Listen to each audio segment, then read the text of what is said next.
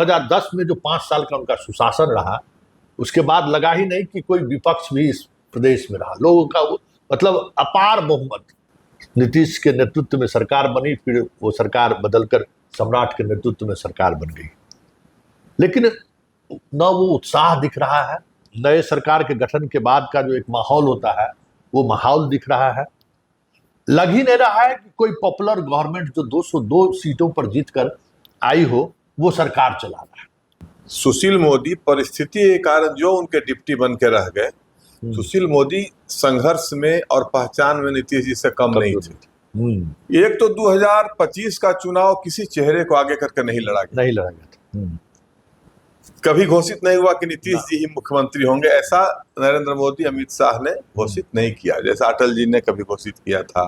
बाकी लोग करते रहे नीतीश जी को।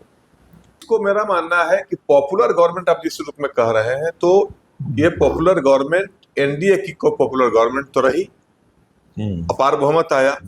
भाजपा के तरफ से चेहरा सम्राट चौधरी, तो ये अस्वाभाविक चेहरा नहीं है।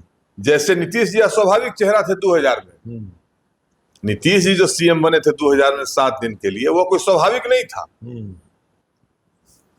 नेता प्रतिपक्ष, मंत्री के बाद पंचायती राज मंत्री, नेता प्रतिपक्ष, विधानसभा, विधान परिषद, प्रदेश अध्यक्ष, नंबर 1 डिप्टी सीएम, चुनाव के बाद number 1 deputy CM with home minister. तो लगता है कि आपको ये आने वाले समय में, जैसे लालू यादव अपने आप को प्रूफ कर पाए, नीतीश कुमार ने भी अपने आप को प्रूफ किए। 2000 में 9 दिन की सरकार 7 दिन की रही, तो उसमें उन्होंने प्रूफ किया। बाद के दिनों में भी वो फाइट करते रहे। तो वर्तमान परिस्थिति में आपको लगता है कि सम्राट उस स्थिति में है? सम्राट किसी से बेटर मूव करेंगे और परफॉर्म करेंगे। पार्टी, संघ, सब आप सोचिए ना, इतने कम समय में संघ की पसंद, पार्टी की पसंद, आला कमान की पसंद, और नीतीश कुमार के साथ कोई टकराव नहीं। सरदार पटेल क्या थे? लौह पुरुष थे। मतलब आप तो अब सम्राट चौधरी की तुलना सरदार पटेल से करने? तुलना मैं नहीं कर रहा। मैं अरे भाई, किसी बड़े आदमी से उदाहरण करिएगा ना। तुलना कोई हम थोड़े करें कि अभी सरदार पटेल है। मतलब बीजेपी के अंदर भी एगो विजय दा को छोड़ दीजिए, तो कोई इस तरीके से उनके नेतृत्व को लेकर चुनौती कहीं किसी ने नहीं दी। तेजस्वी यादव को जिस दिन सम्राट चौधरी चाह लेंगे, नेता प्रतिपक्ष का दर्जा छीन जाएगा। किसी दिन 10 विधायक को तोड़ देगा। हाँ, खत्म हो। अरे राजद के लोगों से बात होती है साहब। बड़ी बहस में आप सबों का स्वागत है। और आज हम बड़ी बहस में बिहार के उस सियासी मिजाज को समझना चाहते हैं, जिस मिजाज को लेकर अक्सर सवाल खड़े हो रहे हैं। बिहार ने उस बदलाव के दौर को भी देखा है जब लालू जी पहली बार इस प्रदेश के मुख्यमंत्री बने थे, 90-91 के दौर में। फिर 2005 में नीतीश कुमार भी मुख्यमंत्री बने, उस दौर को भी लोगों ने देखा है। और अब सम्राट चौधरी मुख्यमंत्री बने। लालू के उस दौर से लेके नीतीश के इस दौर तक, और अब सम्राट का दौर की शुरुआत है।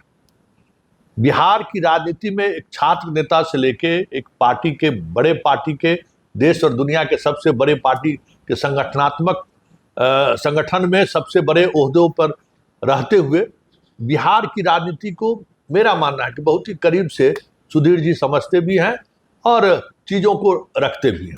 आज हमारे साथ इस खास बहस में हैं सुधीर जी, आपका स्वागत है। धन्यवाद। ये चीज देखिए, जब लालू जी आए, दौर याद होगा आपको, मतलब लगा कि बिहार में एक बड़े बदलाव, लोगों का जोश उत्साह था। फिर लालू जी से लोग निराश हुए। निराशा के दौर में एक लंबी लड़ाई लड़ी गई नीतीश जी के नेतृत्व में। फिर नीतीश की सरकार बनी 2005 में। लोगों में वो उत्साह, जश्न दिखा। गांधी मैदान में उसी तरीके से लोग जुटे।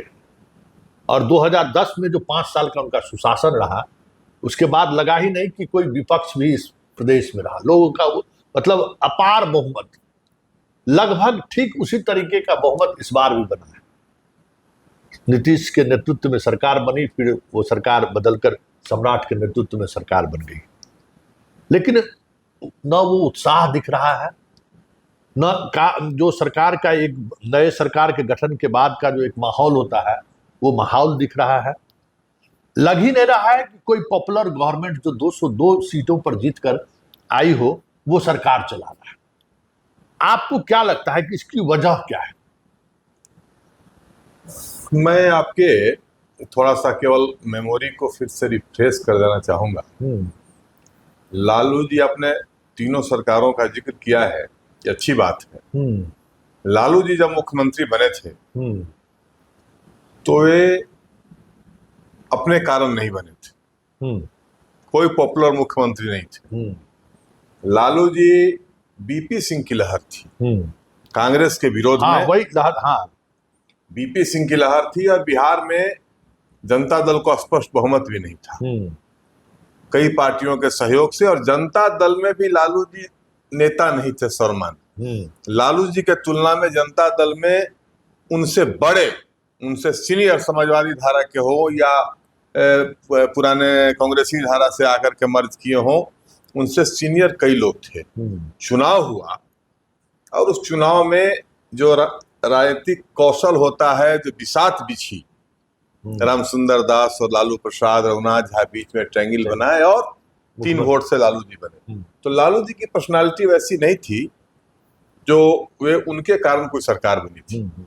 यह ठीक है कि बाद में मंडल कमीशन आंदोलन के बाद उन्होंने उसको अपने हिसाब से मोड़ा, भंजाया और 95 में उनके कारण सरकार बनी, उनके नेतृत्व में। तो लेकिन जब वही मैं कहा कि लालू जी जब मुख्यमंत्री बने थे तो हर पार्टी में, कांग्रेस में एक से एक नेता थे दिग्गज, भाजपा में एक से एक नेता थे, यहां से लेकर झारखंड तक एक से एक नेता थे जो लालू जी से कम कद नहीं रखते थे। कम्युनिस्ट पार्टियों में एक से एक नेता थे, सीपीआई सीपीएम में भरे हुए थे, और जनता दल में तो थे ही। रामसुंदर दास से लेके अनूप लाल यादव हो, रामविलास सिंह हो, विनय प्रसाद यादव, एक से दिग्गज, रघुनाथ झा थे, गजेंद्र हिमांशु जी भी थे, गजेंद्र हिमांशु जी, सारे लोग थे। तो लालू जी उन सबके बीच में उन सारी परिस्थितियों में सीएम बने थे। 15 साल के बाद आपने ठीक कहा कि नीतीश जी जब सीएम बने तो नीतीश जी के चेहरे को आगे करके चुनाव 2005 के अक्टूबर नवंबर वाला लड़ा गया, 5 के फरवरी वाला नहीं। नीतीश जी भी 2000 में जब सीएम बने थे 7 दिन के लिए, तो कोई घोषित होकर चुनाव नहीं हुआ था। वो चुनाव एनडीए का था, अटल जी के नेतृत्व में चुनाव लड़ा गया, किसी कारण से 7 दिन के बाद उनको बहुमत नहीं मिला और उनको इस्तीफा देना पड़ा नीतीश जी को। 5 में उनके चेहरे को आगे करके चुनाव लड़ा गया। लेकिन नीतीश जी फिर सीएम बने तो भी बिहार में नेताओं की एक श्रृंखला थी। सुशील मोदी परिस्थिति के कारण जो उनके डिप्टी बन के रह गए, सुशील मोदी संघर्ष में और पहचान में नीतीश जी से कम नहीं थे। कैलाश जी के अवसान की ओर जा रहे थे, उनकी चर्चा मैं नहीं करूंगा, वो उनका अवसान काल था। लालू जी खुद थे, अपने आप में पॉपुलर लीडर थे। रघुवंश बाबू थे, कई अन्य सारे नेता थे उनके पार्टी में। नीतीश जी की पार्टी में भी दिग्विजय सिंह थे, वशिष्ठ नारायण थे, नरेंद्र सिंह थे, सब लोग थे। एक नेताओं की एक जमात थी। कांग्रेस में भी उस समय तक नेता लोग थे जो नीतीश जी से कई मामलों में सीनियर लोग थे। परिस्थिति के कारण उनका वो प्रोजेक्शन नहीं हुआ। लेकिन आज जो आप देखिएगा, एक तो 2025 का चुनाव किसी चेहरे को आगे करके नहीं लड़ा गया। कभी घोषित नहीं हुआ कि नीतीश जी ही मुख्यमंत्री होंगे, ऐसा नरेंद्र मोदी, अमित शाह ने घोषित नहीं किया, जैसा अटल जी ने कभी घोषित किया था। बाकी लोग करते रहे नीतीश जी को। तो ये चुनाव नरेंद्र मोदी, नीतीश कुमार के नेतृत्व में एनडीए वर्सेज अपोजिशन का चुनाव था, महागठबंधन का चुनाव था। भाजपा की तरफ से तो सरकार में चेहरा सम्राट चौधरी थे, नंबर 1 डिप्टी सीएम थे। बहुमत, अपार बहुमत आया, और यह बहुमत अप्रत्याशित भी नहीं था संतोष। मैं बराबर कहता हूं, कहता रहा हूं, अभी भी कह रहा हूं कि एमवाई पर सिमटा हुआ महागठबंधन इससे ज्यादा की हैसियत नहीं रखता है। 20 से लेके 40 तक पहुंचते पहुंचते कभी भी दम तोड़ देगा, इससे आगे नहीं जा सकता है। अब इससे आगे उनका विस्तार भी नहीं। और यह तो मैं कहता था राजद के साथियों को कि आपका अंतिम चुनाव होगा। अगर आपका युवराज इस बार फेल हुआ तो फाइनली फिनिश हो जाएगा। जो आधार वोट है यादवों का, बाकी मुसलमानों का, वो सब भी साथ छोड़ देगा। नेता लोग साथ छोड़ के भागना शुरू करेंगे। तो यह बिल्कुल संभावित स्थिति थी। जिस प्रकार से पोलराइजेशन हुआ तो उसमें उनके पास बच क्या गया था। 25 सीट पर सिमट गए राजद वाले लोग, और बाकी लोग मिला करके 35 हैं। तो इसमें एक परिस्थिति ये हुई कि पहले से नीतीश जी की का स्वास्थ्य जो डिटोरिएट कर रहा था, तो चुनाव पूर्व से ही लग रहा था कि अब ये इनको थोड़ा विश्राम की आवश्यकता है। और उसमें हुआ। चुनाव के बाद अमित शाह, नरेंद्र मोदी वगैरह जो टॉप लीडरान हैं, उन लोगों ने तय किया होगा सम्राट चौधरी का नाम, और नीतीश जी भी उसमें अपनी सहमति दिए। तो इसको मेरा मानना है कि पॉपुलर गवर्नमेंट आप जिस रूप में कह रहे हैं, तो ये पॉपुलर गवर्नमेंट एनडीए की को पॉपुलर गवर्नमेंट तो रही, अपार बहुमत आया। भाजपा की तरफ से चेहरा सम्राट चौधरी, तो ये अस्वाभाविक चेहरा नहीं है। जैसे नीतीश जी अस्वाभाविक चेहरा थे 2000 में। नीतीश जी जो सीएम बने थे 2000 में 7 दिन के लिए, वो कोई स्वाभाविक नहीं था।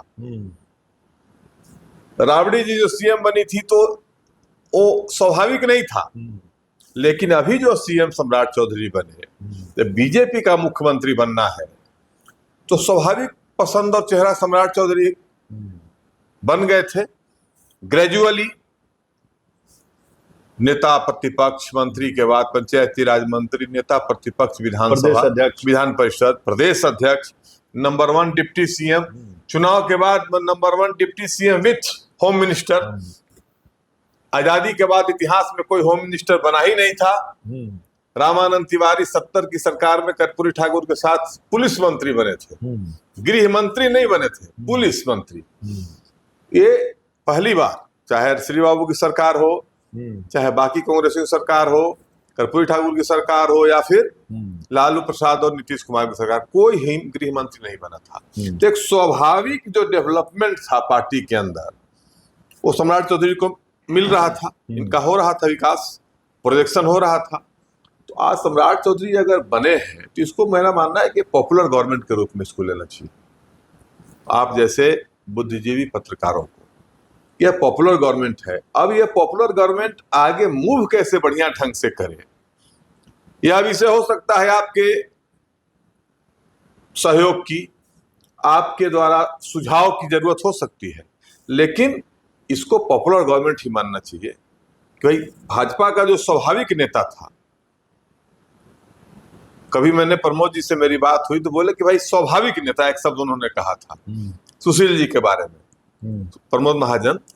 स्वाभाविक नेता तो बिहार भाजपा का सुशील मोदी है, वो उन्होंने कहा 2005 में। उसी ढंग से स्वाभाविक नेता सम्राट चौधरी थे आज के दिन में, जो अचानक नहीं थोपे गए कहीं से, ला करके उनको ग्रेजुअली जो है वो बढ़े और ये किया गया, और अपने योग्यता उसने साबित किया। हर भूमिका में सर्वश्रेष्ठ भूमिका, विपक्ष के नेता में सीधा आंख लड़ा के बात करना, अपने को दिखाना कि मैं I am the real leader of opposition. परिषद का नेता, कभी ऐसा चर्चा में होता था विजय सिन्हा उसी में फेल करेगा। अब वो हम नहीं कहते फेल कौन किया, लेकिन परिषद का नेता, आप याद करिए कोई ऐसा परिषद का नेता हुआ जो सम्राट चौधरी जैसा हुआ हो। आप तो देख रहे हैं जितना राजनीति, विधान परिषद में विपक्ष का नेता उतना चर्चित और ताकतवर कोई हुआ हो। डिप्टी सीएम का प्रदेश अध्यक्ष के रूप में जो क्या रुतबा था, पूरे बिहार में जलवा था, तो हर भूमिका में सर्वश्रेष्ठ साबित हुआ। हेलीकॉप्टर भी सरकार मिल गया था, पहला प्रदेश अध्यक्ष होगा जो हेलीकॉप्टर से घूम रहे थे। डिप्टी सीएम के रूप में जो जलवा रहा, तो प्रशासकीय जो पकड़ रही, मुख्य सचिव और डीजीपी, मैंने तो नहीं देखा किसी डिप्टी सीएम के यहाँ, डिप्टी सीएम के यहाँ चीफ सेक्रेटरी और डीजीपी को जाते हुए। सुशील मोदी जी का तुमको लगता है? कभी नहीं देखा, मैं तो बहुत करीब रहा कि सम्राट चौधरी के यहाँ तो जाते थे लोग। तो कहीं से ये अस्वाभाविक पसंद नहीं है, अस्वाभाविक नहीं है, और इसको पॉपुलर गवर्नमेंट के रूप में ही लेना चाहिए। ही कमांड्स, ही डिजर्व्स, इस बात को मतलब आपको करना चाहिए। मतलब स्वाभाविक नेतृत्व को बढ़ाया गया। तो लगता है कि आपको ये आने वाले समय में, जैसे लालू यादव अपने आप को प्रूफ कर पाए, नीतीश कुमार ने भी अपने आप को प्रूफ किए। 2000 में 9 दिन की सरकार 7 दिन की रही तो उसमें उन्होंने प्रूफ किया, बाद के दिनों में भी वो फाइट करते रहे। तो वर्तमान परिस्थिति में आपको लगता है कि सम्राट उस स्थिति में है? सम्राट किसी से बेटर मूव करेंगे और परफॉर्म करेंगे। पार्टी संघ सब नहीं, आप सोचिए ना, इतने कम समय में संघ की पसंद, पार्टी की पसंद, आला कमान की पसंद और नीतीश कुमार के साथ कोई टकराव नहीं। चुनाव से पहले मतलब जब अलग थे तब टकराव था, आते ही जो है कोई अब सुशील जी, आप सम्राट के जैसे सुशील जी के बारे में थी खासियत की विपक्ष के 1 मिनट भी विपक्ष के नेता के रूप में वो अपने को असहज महसूस नहीं किए ना, सीधे रोड पर आ गए। हाँ। तो सम्राट चौधरी जो है वो विपक्ष के नेता के रूप में बिल्कुल आंख से आंख मिलाकर लड़ना, और जैसे रूलिंग पार्टी में हुए नेक्स्ट मैन, तो फिर एक सहयोगी की तरह ताकत के साथ खड़ा रहना। कहीं टकराव नहीं और कहीं अपना अहमियत कम नहीं करना, कहीं अपने को छोटा नहीं रूप में पेश करना। धक्कम धुक्की तो नहीं है ना किया कभी फोटो खिंचाने के लिए। तो विषय है कि और न नीतीश कुमार से टकराव हुआ। तो ऐसे आदमी, नीतीश कुमार भी स्वाभाविक तौर पर उनका जितना भोजा पार्टी सब नेता इन्हीं को मान लिए। अच्छा एक बताइए, बोलिए इस आदमी में है कि नहीं, क्या है? मतलब ये बात आप सम्राट चौधरी को भी बहुत करीब से जानते हैं, क्या प्रबंधकीय क्षमता है, अच्छा प्रशासनिक क्षमता है, व्यवहार कुशलता है, विनम्रता है, और जो संस्कृत में कहावत है, औरा तो है कठोर का लेकिन फूल की तरह कोमल है।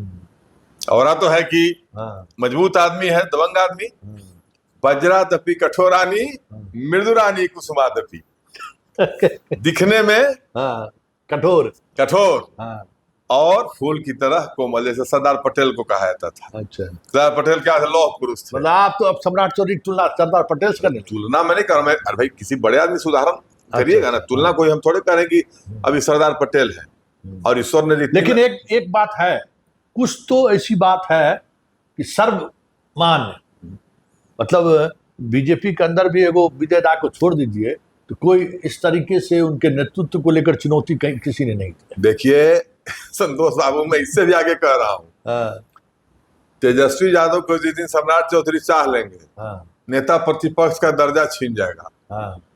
किसी दिन 10 विधायक को तोड़ देगा। हाँ, खत्म हो। अरे राजद के लोगों से बात होती है साहब, लोग भूरी भूरी प्रशंसा करते हैं कि मैं तो सम्राट चौधरी जी बहुत अच्छे आदमी है, हम लोग तो मजबूरी में नहीं मिलते हैं, नहीं करते हैं। हाँ, एक बात तो है कि नई सरकार के गठन के बाद भी नीतीश कुमार की तरफ से ये कोशिश थी, अपना पूरा मंत्री नहीं बनाए थे, चल रहा था कि एआईएम और कांग्रेस को मिला के उस अभियान की हवा तो नीतीश कुमार जो कोशिश कर रहे थे उसको सम्राट चौधरी साइलेंटली, उस ऑपरेशन को हम देख रहे थे, साइलेंटली निकाल रहा हूँ। और देखिए सबके बाद ईश्वरीय कृपा होती है, सम्राट चौधरी पर ईश्वरीय कृपा है।